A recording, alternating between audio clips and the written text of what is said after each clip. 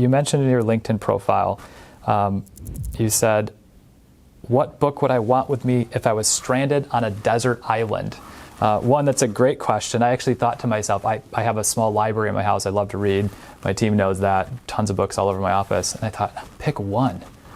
Ooh. And then the book you picked was, you said, the same one that sits on my nightstand, Greg McKeown's Essentialism. My take on that book, and I've read it a couple of times, and I'm actually rereading it now that I was prepping for this interview, is that it's this disciplined and focused pursuit of doing less, but also asking a better question, which is, what is the most important problem to solve, or what's really value? So taking a step back a little bit, share with us how you think about this as the person setting the vision for Apex, where you have this massive technology apparatus. You could go direct to consumer. You guys know how to do it, right? You guys could be using this central hub of technology and your brokerage platform and all this stuff. And you could be out there competing with Stash or doing other things.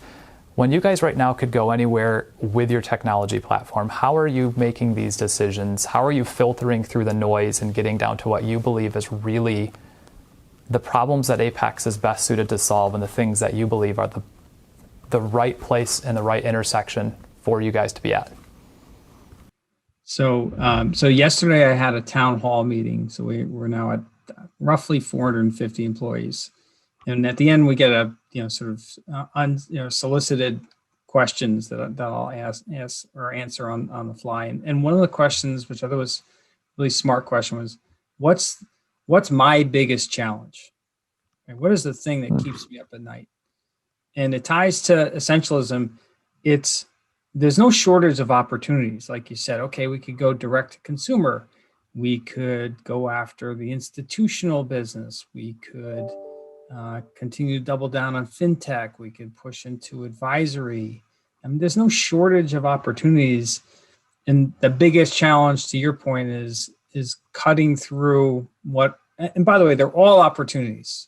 Okay, hey, let's go international, right? No one's really made a dent into the China market. Let's drive into China. And I'm sure we would have some success. The question is, where would you have the most success? What's my team hears me say it all the time, what's the greatest return on investment? And investment isn't necessarily just money. More importantly, frankly, for us, is time, right? Because time is really precious, right? The opportunities are there, and the question is, how do you stack those opportunities, focus on the right things? And so that's my struggle. The reason why this book stays with me and I read it over and over again is because I have wide eyes. I see all those opportunities, and sometimes you just need good grounding around, okay, take a step back. Let's look at what's the greatest return on investment. Again, that's not necessarily money, but just the investment that we need to put into this, and make sure that we're not trying to do 9 things just okay. All right, let's focus on 2 or 3 things and be great. And that's frankly, through my career, that's worked really well.